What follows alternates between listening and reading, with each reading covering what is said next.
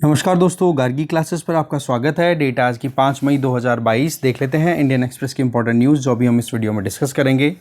सबसे पहली न्यूज़ तो आपके सामने है, हमारे prime minister Narendra Modi ji Europe की विजिट पे गए हुए हैं। तो ये न्यूज़ देखो, हम पिछले कई दिनों से डिस्कस कर रहे हैं, केवल एक पॉइंट एडिशनल है, सीधा वो पॉइंट करेंगे हम कि जो इंडिया नॉर्डिक समिट है, जिसमें नॉर्डिक कंट्रीज़ 5 नॉर्डिक कंट्रीज़ के जो प्राइम मिनिस्टर्स हैं उन्होंने पार्टिसिपेट किया इंडिया के साथ मीटिंग में। तो उसमें एक कंट्री है स्वीडन। ठीक है, तो स्वीडन और इंडिया ने एक इनिशिएटिव, ग्लोबल इनिशिएटिव लॉन्च किया था जिसका नाम है, देखो यहाँ पे, leadership group on industry transition. ठीक है, लीड आईटी। ये सितंबर 2019 में लॉन्च किया था। कब और कहाँ ये लॉन्चिंग हुई थी? United nation climate action summit के टाइम पे। और टारगेट क्या है कि वर्ल्ड को कैसे भी करके ग्रीन हाउस गैस एमिशन से दूर ले जाना, लो कार्बन इकोनॉमीज़ की तरफ लेकर के जाना। अभी तक इस लीड आईटी के कितने मेंबर्स हो चुके हैं? 35। ठीक है, 35 मेंबरशिप हो चुकी है अभी, और 16 कंट्रीज़ और 19 कंपनीज़ हैं। ठीक है, तो आप ये देख लो, 16 तो कंट्रीज़ हैं और 19 कंपनीज़ हैं, टोटल 35 मेंबरशिप हो गई है। ये बहुत इंपॉर्टेंट है। हो सका तो ये क्वेश्चन बन सकता है प्रीलिम्स में कि लीड आईटी रिसेंटली न्यूज़ में था, तो इंडिया का किस कंट्री के साथ में कोलैबोरेशन रहा इसमें, या इंडिया ने किस कंट्री के साथ लॉन्च किया ये? तो स्वीडन इसका आंसर जाएगा, ये ध्यान रखेंगे आप। और नॉर्डिक कंट्रीज़ के बारे में हम ऑलरेडी देख चुके हैं। ठीक है, जिसमें स्वीडन आ गया, नॉर्वे आ गया, फिनलैंड आ गया, आइसलैंड आ गया, डेनमार्क आ गया। ये 5 कंट्रीज़ आ जाते हैं। आगे चलते हैं, फिर हम एक सीधे एक्सप्लेन पेज पे आ गए। एक्सप्लेन पेज पे देखो, पवन हंस लिमिटेड से गवर्नमेंट ऑफ इंडिया ने अपने स्टेक्स निकाल लिए हैं। ठीक है, तो अभी किसने टेक ओवर किया है? स्टार 9 मोबिलिटी प्राइवेट लिमिटेड ने। ओके, इसके लगभग 42 हेलीकॉप्टर्स हैं पवन हंस के। ये सेकंड मेजर सेल है गवर्नमेंट के द्वारा एविएशन सेक्टर में। पहले तो एयर इंडिया से पूरा पैसा निकाला गवर्नमेंट ने, जिसको टेक ओवर किया टाटा ग्रुप ने जनवरी में, अभी 2022 में। और अभी आप देख, 2021 में हो गया था फाइनल ना, मतलब प्रोसीडिंग चल रही थी, फिर फाइनल आपको पता ही है 2022 आते आते हो ही गया था। फिर उसके बाद में आप देखो लास्ट 12 मंथ में, और इधर देखो पवन हंस, ये हेलीकॉप्टर सर्विसेज प्रोवाइड करने वाली कंपनी है। ये कंपनी में अभी देखा जाए ना, अभी करंटली ये जब तक हैंडओवर ना हो जाता है प्राइवेट कंपनी को, तब तक 51% शेयर्स तो गवर्नमेंट ऑफ इंडिया के हैं, 49% गवर्नमेंट ऑफ इंडिया की ही कंपनी है ओएनजीसी लिमिटेड, उसके हैं। ठीक है, तो इसमें देखो, ये डोमेस्टिक हेलीकॉप्टर सर्विसेज प्रोवाइड करने वाली कंपनी है, जो कि ओएनजीसी के ऑफशोर ऑपरेशंस, जैसे मान लो समुद्र में बिल्कुल दूर जा करके कहीं पे कोई नेचुरल गैस या ऑयल एक्सप्लोरेशन किया जा रहा है, तो उसमें हेल्प प्रोवाइड करता है। या फिर जैसे उड़ान स्कीम है, उड़े देश का आम नागरिक, ठीक है, जिसके तहत सस्ते में फ़्लाइट टिकट्स मिल जाती है और ये सारी, ठीक है, उस स्कीम के अंडर, जिसको बोलते हैं रीजनल कनेक्टिविटी स्कीम। तो उसमें भी हिली एरिया या डिफ़िकल्ट टेरेन, दैट मीन्स कोई भी माउंटेनस रीजन है, वहाँ पर कनेक्टिविटी प्रोवाइड करने में पवन हंस के हेलीकॉप्टर्स हेल्प करते हैं। तो देखो, ये कंपनी लगातार नुकसान में जा रही थी, इसलिए गवर्नमेंट ने इस आइडिया को पहले से ही फ्लॉट करना शुरू कर दिया था, लगभग 2016 से। यहाँ देख लो, अक्टूबर 2016 से आइडिया फ्लॉट होने लग गया था कि भाई बेचना है इसको कैसे भी करके। फिर बात करें, ये जो बिड जिसने जीती है, ये जो बोली लगी है, जीती है किसने? Star 9 mobility private limited. ये देखो, 3 कंपनीज का कंसोर्टियम है। कौन कौन सी है? Big Charter Private Limited, Maharaja Aviation Private Limited, Almaz Global Opportunity Funds. इनका शेयर कितना है? 26, 25, 49%। सबसे ज़्यादा किसका है? Almaz Global Opportunity Funds. ठीक है, और आप ये देखो, अभी तक 3 अटैम्प्ट्स पहले लिए जा चुके थे इस पवन हंस को में से पैसा निकालने के लिए गवर्नमेंट के द्वारा, पर सक्सेसफुल नहीं हो पाया। ठीक है, 2016 में जब पहली बार गवर्नमेंट ने ये डिसाइड किया था कि हम हमारे स्टेक्स निकाल लेंगे, तब ओएनजीसी ने भी बोल दिया, बोला चलो ठीक है, हम भी इसमें से हमारे पैसे निकाल लेंगे। तो फिलहाल जो फाइनल बिडिंग हुई है, इसमें ये हुआ है कि 211.14 करोड़ रुपए जो है वो गवर्नमेंट ऑफ इंडिया को मिलेंगे। अब गवर्नमेंट ऑफ इंडिया की जो 50% स्टेक होल्डिंग है, ये किसके हाथ चली जाएगी? स्टार 9 मोबिलिटी प्राइवेट लिमिटेड के पास में। ठीक है, फिर बाद में ओएनजीसी कुछ डिसाइड करे कि हाँ खुद को पैसा निकालना है, तो वो भी निकाल लेगी। ठीक है, तो इस तरीके से इसमें क्या होता है कि बिडिंग में आपको पता है बोली लगाई जाती है पूरी प्रॉपर, कि हाँ जी कितना क्या वर्थ है, कितना कर्जा है, कितना नुकसान में चल रही है, उसके हिसाब से पूरा वैल्यूएशन एडजस्ट करके फिर एक्सप्रेशन ऑफ इंटरेस्ट मंगाए जाते हैं। दैट मीन्स कौन कौन सी कंपनीज है जो इंटरेस्ट ले रही है इस कंपनी को टेक ओवर करने में। ठीक है, फिर शॉर्ट लिस्टिंग होती है। शॉर्ट लिस्टिंग में फिर बाद में जो भी अच्छी बोली देगा, जो भी अच्छा पैसा देगा, उसी को हैंड ओवर कर दिया जाता है कंपनी को। तो फिलहाल तो 51% स्टेक गवर्नमेंट ऑफ इंडिया के थे, वो किसके हाथ चले जाएंगे? Star 9 mobility. अब देखो इसमें फॉर्मेलिटीज़ बाकी हैं कुछ, जैसे पवन हंस ये कंपनी है, इसमें से डिसइन्वेस्टमेंट किया गया है, पैसा निकाला जा रहा है गवर्नमेंट ऑफ इंडिया के द्वारा। तो इसमें जो रोड मिनिस्टर हैं नितिन गडकरी, फाइनेंस मिनिस्टर निर्मला सीतारमण जी और civil aviation minister Jyotiraditya Scindia, इन तीनों का मिलकर के पूरा लेटर ऑफ अवार्ड डिक्लेयर किया जाएगा, जिसमें लेटर ऑफ अवार्ड किसके नाम होगा? स्टार 9 मोबिलिटी प्राइवेट लिमिटेड के नाम पे। इस तरीके से ये सिस्टम आगे चलता है। नेक्स्ट आर्टिकल है, आरबीआई ने भी आपको पता है कि जो पॉलिसी रेट है, रेपो रेट है, उसको राइज़ किया है। तो सबसे पहले तो हम एक ट्रेंड समझने की कोशिश करते हैं। फरवरी 2019 से लेकर के मार्च 2022 तक का ये आपके सामने इन्फ्लेशन का ग्राफ है। इसमें आप देख सकते हो कि 4% का लेवल तो देखो गवर्नमेंट ऑफ इंडिया ने दे रखा है, ±2% में 6% तक जा सकते हो और 2% तक जा सकते हो। तो ओवरऑल इस रेंज में आपको रखना है और कोशिश ये करनी है 4 के पास ही। 6% अगर लिमिट दी हुई है, इसका मतलब ये नहीं है कि भाई 6% तक आप इन्फ्लेशन को रख सकते हो, नहीं। केवल कुछ समय के लिए अगर 6% चली जाए तो टेंशन लेने की ज़रूरत नहीं है, बट टारगेट तो केवल 4% ही है ना। 4 ± 2% दिया है, तो 2 और 6 की आप बात ज़्यादा करते हैं, तो इस केस में यहाँ पर फोकस आपका 4 पर होना चाहिए। 2 तो केवल टॉलरेंस है, अगर वेरिएशन आता है तो वो चल जाएगा, बाकी परमानेंट नहीं होना चाहिए वो वेरिएशन। ओके, तो ऐसे में आप देखो कहाँ पर इन्फ्लेशन फरवरी 2020, नवंबर 2019 से लेकर फरवरी 2020 के बीच में एग्जैक्टली आप देख सकते हो। अगस्त और नवंबर 2020 के बीच में देखो, फिर बाद में ये डिप आए बीच बीच में जैसे जैसे डिमांड कम हुई, और अब आप देख लो इन्फ्लेशन जो अभी लेटेस्ट है उसकी। ये तो हो गया इन्फ्लेशन का ट्रेंड। अब इन्फ्लेशन के ट्रेंड को हम अगर लिंक करें क्रूड ऑयल प्राइसेस से, तो इसमें एक रिलेशन देखने को मिलता है। बट एक परिस्थिति यहाँ पर देखो कि जहाँ पर क्रूड ऑयल प्राइस भी ज़्यादा नहीं है पर फिर भी महंगाई ज़्यादा थी, और अभी भी क्रूड ऑयल प्राइस के कंपैरिजन में इन्फ्लेशन जितनी होनी चाहिए उतनी इन्फ्लेशन नहीं है, आई मीन उतना क्रूड ऑयल प्राइस नहीं है। तो ओवरऑल आप देख सकते हो कि कहीं ना कहीं एस्टिमेशन में इशू रहे हैं, कैलकुलेशंस में इशू रहा है। तो पॉइंट क्या है वो देखते हैं हम। देखो, मॉनेटरी पॉलिसी कमेटी ने सरप्राइज मीटिंग रखी है। हमेशा हर 2 महीने में एक मीटिंग होती है, पर अब की बार पिछले महीने अप्रैल में ही मीटिंग हुई। अप्रैल के बाद में जून में मीटिंग होनी थी, पर मई में ही मीटिंग कर ली, और मीटिंग में 2 दिन की मीटिंग के बाद में डिसाइड हुआ कि जी रेपो रेट, जिसको हम पॉलिसी रेट बोलते हैं, जिसमें आरबीआई जो है वो कमर्शियल बैंक्स को उधार देता है, लेंडिंग करता है, उसको 4% से बढ़ा करके 4.4% तक ले जा चुके हैं, जिससे कि लोगों को खर्च कम करने के लिए इंसेंटिवाइज किया जाए कि भाई पैसा कम खर्च करो, सेव करो, आप पैसे को सेविंग्स में लेके जाओ। डिमांड थोड़ी सी कम करनी है इकोनॉमी में, जिससे कि क्या हो जाए, थोड़ा सा प्राइस को कंट्रोल किया जा सके। तो ये रहता है इसका पूरा मैकेनिज्म, जो कि बड़ी आसान शब्दों में यहाँ पे बताया हुआ है। ठीक है जी।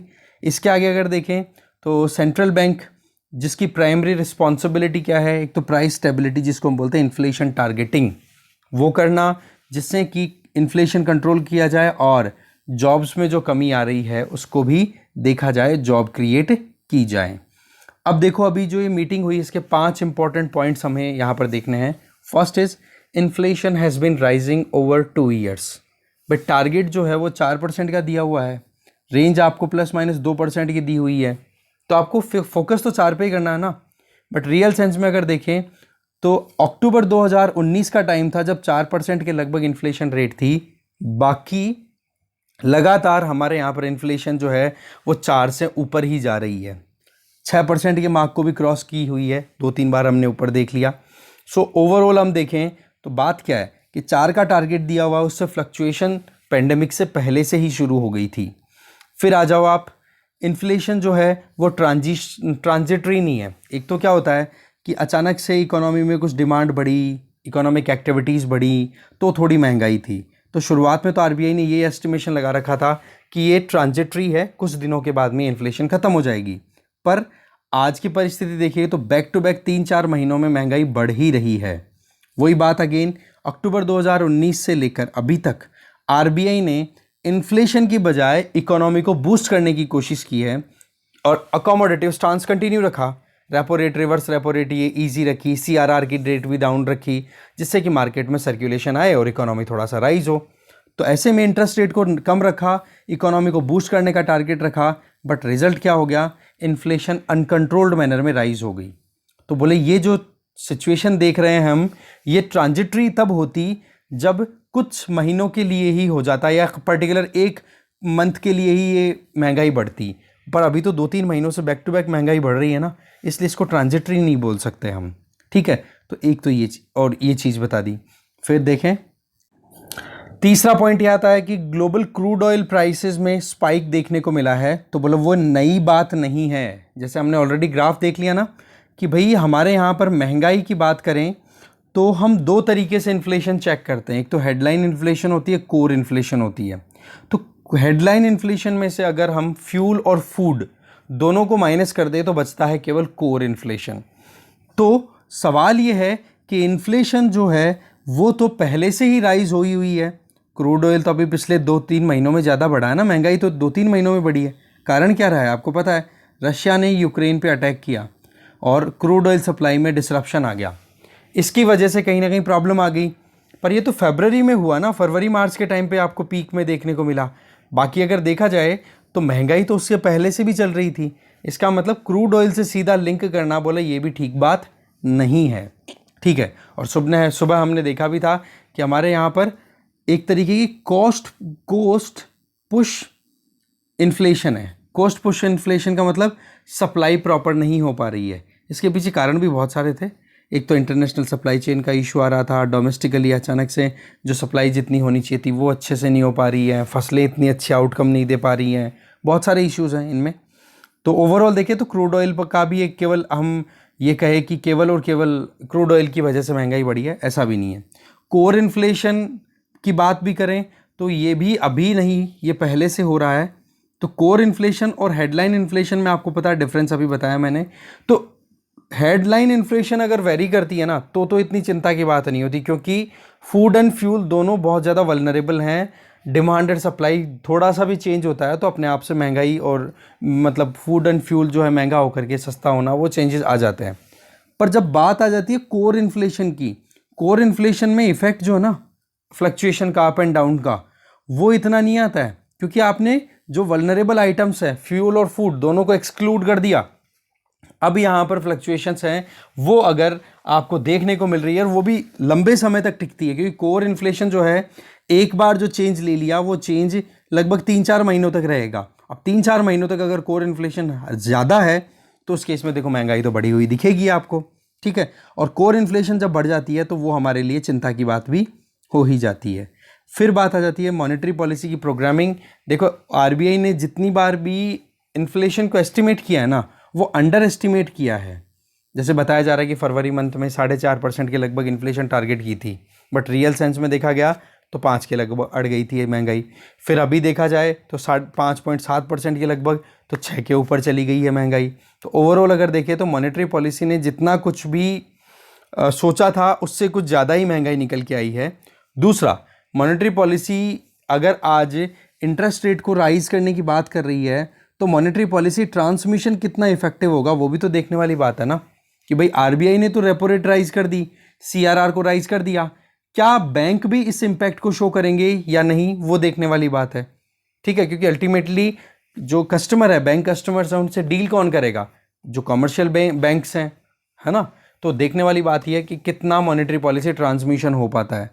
ठीक है जी, तो इस तरीके से 5 इंपॉर्टेंट पॉइंट्स थे ये जो अभी रेपो रेट राइज हुई है उसमें।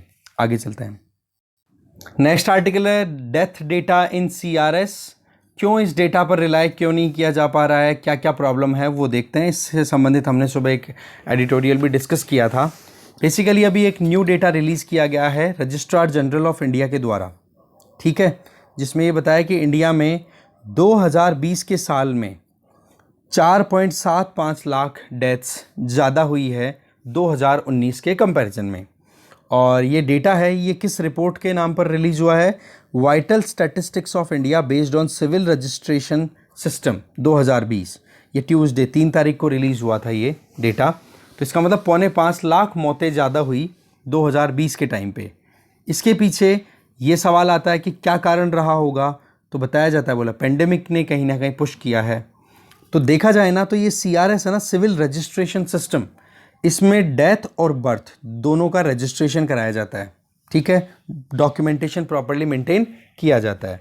तो ऐसे में ओवरऑल 4.25 लाख डेथ्स हुई है एक्स्ट्रा 2019 के कंपैरिजन में।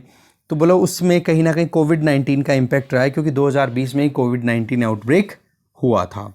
अब आगे देखो, ऑफिशियल नंबर्स की हम बात करें तो कुछ एक्सपर्ट्स का ये कहना है कि अंडर काउंटिंग हुई है हमारे यहाँ पर वही चीज़ है कि जिस तरीके से यहाँ पर और बाकी सर्वेज कराए जाते हैं उनमें अजम्पशन ज़्यादा होते हैं, एक्स्ट्रापोलेशन ज़्यादा होती है, और यहाँ पर रजिस्ट्रेशन हुआ प्रॉपर।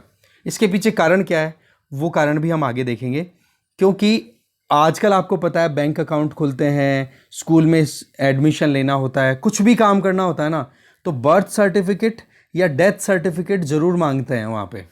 तो उस केस में आपको रजिस्ट्रेशन प्रॉपरली कराना होता है, और जब रजिस्ट्रेशन प्रॉपर हो गया तो आपके पास में डेटा की रिक्वायरमेंट जो होती है वो फुलफ़िल हो रही है कि नहीं, बस वही चीज़ यहाँ पर मेन फेवर की बात कर रही है। तो यहाँ पर दो सिस्टम की हम बात करेंगे, एक तो है CRS जिसका नाम है सिविल रजिस्ट्रेशन सिस्टम, और एक है SRS जिसको हम बोलते हैं सैंपल रजिस्ट्रेशन सिस्टम। तो CRS में तो देखो रजिस्ट्रेशन होता है, और SRS में केवल और केवल ये देखा जाता है कि कितनी डेथ और कितने बर्थ हुए हैं, उनका एस्टिमेशन लगाया जाता है टोटल। ठीक है, एक तो हो गया कि ओवरऑल डॉक्यूमेंटेशन, ठीक है जी, कि हाँ जी गवर्नमेंट ने रिकॉर्ड कर लिया, तो वो तो रजिस्ट्रेशन हो गया, वो तो CRS देखेगा। और SRS क्या देखता है, total number of birth and deaths कि कितने डेथ हुई कितने बर्थ हुए, ये हाउस होल्ड सर्वे है अपने आप में। तो इससे क्या होता है कि एक चीज़ क्लियर हो जाती है कि वाकई में हमारे यहाँ पर डेटा कवरेज कितना आ रहा है। ठीक है, तो ओवरऑल आप देखो हमारे देश में बर्थ और डेथ रजिस्ट्रेशन जो है वो 90% से भी ज़्यादा होने लग गया है। ठीक है, और इसके पीछे कारण क्या है वो मैंने आपको बता दिया कि एक तो आधार कार्ड का यूज़ करना हो गया, एक जनधन अकाउंट खुलवाए गए थे जिसमें बर्थ सर्टिफिकेट, डेथ सर्टिफिकेट, इनसे रिलेटेड डॉक्यूमेंटेशन मांगे गए, और आजकल हर जगह पे ये बेसिक डॉक्यूमेंटेशन है। तो उस केस में क्या हो जाता है, लोग रजिस्ट्रेशन भी कराते हैं, तो उसका फ़ायदा होता है क्या कि गवर्नमेंट के पास में प्रॉपर डेटा कलेक्ट होना पॉसिबल हो पाता है।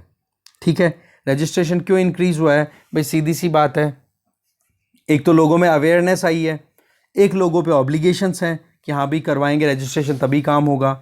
देखो रजिस्ट्रेशन 2018 में यहाँ पर आप देख सकते हो, 2014 यहाँ से आप देख सकते हो, वैसे तो राइज पहले से था पर अभी जो देखने को मिल रहा है, पहले 60s में चल रहा है सारा, 70s तक आ गया 2013 तक, फिर बाद में आप देख सकते हो एक्सेलरेट हुआ है, 92% तक पहुंच गया है रजिस्ट्रेशन 2019 में। तो ओवरऑल हम देख सकते हैं कि कितनी एक्चुअल में डेथ हुई है, कितना रजिस्ट्रेशन हुआ है, वो चीज़ क्लियर हो जाती है। ठीक है, इसके आगे देखें, ये चीज़ आपको पहले ही बता चुका हूँ, आधार कार्ड हो गया, बैंक अकाउंट खुल गए, गवर्नमेंट की सर्विसेज के लिए एंट्री करवानी होती है, उसमें बर्थ सर्टिफिकेट, डेथ सर्टिफिकेट ये मांगे जाते हैं, इससे रजिस्ट्रेशन राइज हुआ है। ठीक है, बट एक जो इशू है वो ये कि ये जो 4.25 लाख डेथ्स हुई हैं ज़्यादा 2019 के कंपैरिजन में 2020 में, तो बोले ये 6% इंक्रीमेंट है, नो डाउट ये अनयूजुअल तो है, ये भी बात ठीक है, क्योंकि इतनी सारी 6% डेथ इंक्रीज होना, तो पेंडेमिक इसका एक कारण हम मान सकते हैं, नो डाउट है भी, पर पेंडेमिक की वजह से एक्चुअल में डेथ कितनी हुई ये कैटेगराइजेशन प्रॉपर्ली अभी अवेलेबल नहीं है कि एक्यूरेटली पेंडेमिक की वजह से कितनी डेथ हुई है। ठीक है, तो ये चीज़ क्लियर और हो जाए ना, तो फिर बाद में और अच्छे से हमारे पास पता पड़ जाएगा कि वाकई में कोविड टोल क्या रहा इंडिया में। ठीक है ना, बस यही डेटा बहुत सारा बताया हुआ है, मेन जो चीज़ें थी वो हमने देख ली, आगे चलते हैं। फिर हम आ गए इकोनॉमी पेज पे, देखो यूएसए के फेडरल रिजर्व ने भी अपनी पॉलिसी रेट है उसको राइज़ कर दिया है, 0.75 से राइज़ करते हुए 1% की रेंज में आ गया है। वहाँ पर 1% भी होता ना इंटरेस्ट रेट, बहुत ज़्यादा है ये अपने आप में, क्योंकि वो 0% पे चलने वाले लोग हैं, वहाँ पर ब्याज नहीं देना पड़ता उधार लिए हुए पैसे पे, इतनी प्रॉस्पेरिटी है वहाँ पे। ठीक है, तो उस केस में क्या हो, अब हमारे ऊपर क्या इम्पैक्ट आएगा, इंटरेस्ट रेट अगर यूएसए में ज़्यादा है तो कोई भी अगर यूएस में जाके इन्वेस्ट करेगा पैसा तो उसको रिटर्न अच्छा मिलेगा, तो यहाँ पर हमें नुकसान हो जाता है। कैसे, हमारे जैसे जो डेवलपिंग कंट्रीज़ है ना, वो बाहर से पैसा इन्वेस्टमेंट के तौर पे अट्रैक्ट करते हैं कि हमारे पास में फॉरेन एक्सचेंज रिजर्व इकट्ठा होगा, तो उससे एक तो क्या होगा कि एफडीआई आती है तो नया न्यू टेक्नोलॉजी आती है, एफपीआई आता है तो पैसा आता है, करेंसी आती है, जिससे हम हमारी इंपोर्ट रिक्वायरमेंट्स हैं वो पूरी कर सकते हैं। ठीक है, पर अब क्या है कि यूएस जैसे कंट्रीज़ में अगर अच्छी खासी इंटरेस्ट रेट है तो वहाँ पर रिटर्न अच्छा मिल रहा है, तो एक बंदा डेवलपिंग कंट्रीज़ के बजाय यूएस जैसे डेवलप्ड कंट्रीज़ में इन्वेस्ट करेगा भाई, उसको रिस्क क्यों लेनी है फालतू में फिर, ठीक है। तो वो इस तरीके से फॉरेन पोर्टफोलियो इन्वेस्टर्स हैं ना, वो हमारे यहाँ से पैसा निकाल ले जाते हैं, ठीक है। तो वो थोड़ा सा रिस्क रहता है। फिर देखो यहाँ पर गूगल ने फॉर्मर नीति आयोग मेंबर और competition commission of India member को अभी अपने यहाँ पे इंडिया में पब्लिक पॉलिसी चीफ के तौर पे अपॉइंट किया है, जिनका नाम है अर्चना गुलाटी। ये नीति आयोग की मेंबर भी रह चुकी हैं और कंपटीशन कमीशन ऑफ इंडिया की मेंबर भी रह चुकी हैं। इसके अलावा यूएई और इंडिया के बीच में फ्री ट्रेड एग्रीमेंट है, वो फाइनल हुआ है। तो उसमें इंडिया ने लगभग 1157 ऐसे प्रोडक्ट्स हैं जिनको इस फ्री ट्रेड एग्रीमेंट में अभी इंक्लूड नहीं किया है, इनको बाहर रखा है। तो ये फिगर पूछा जा सकता है कि भाई इंडिया ने कितने प्रोडक्ट्स को एफटीए विद यूएई में इंक्लूड नहीं किया, तो 1157। बाकी तो देखो इधर आप देख सकते हो नॉर्थ कोरिया ने फिर से बैलिस्टिक मिसाइल का टेस्ट किया है, ये बताया जा रहा है। कुछ और ख़ास है नहीं, डिस्कशन इतना ही है। बाकी एक ये देखो आप कि यहाँ पर जापान भी है, वो न्यूक्लियर पावर को और ज़्यादा इंक्रीज़ करने की कोशिश कर रहा है, ठीक है। क्योंकि अब देखो जापान में सुनामी आई थी, फुकुशिमा, वहाँ की एक सिटी है फुकुशिमा, वहाँ पर ज़बरदस्त तरीके तो पूरा न्यूक्लियर पावर प्लांट पहले था वो डैमेज हो गया था, तो उसको रिपेयर करने की बातचीत चल रही है, ठीक है। तो डिस्कशन में यही है। Thank you very much.